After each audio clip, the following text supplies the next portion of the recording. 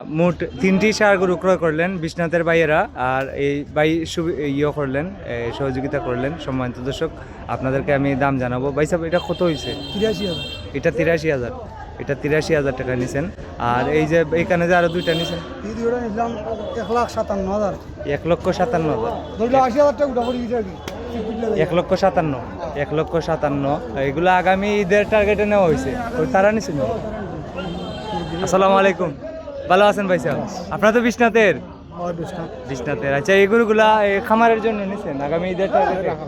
আচ্ছা, এটা 83,000। আর এই দুইটা 1,57,000। আরো আছে গরু ভাই সাহেব? গরু আরো আছে খামারে? এইগুলাই নিছেন? আর হলো আর কি আল আছে? দামে ধরে হইলে আরো নিবেন। বিশ্বনাথের ভাই সাহেবরা নিলেন।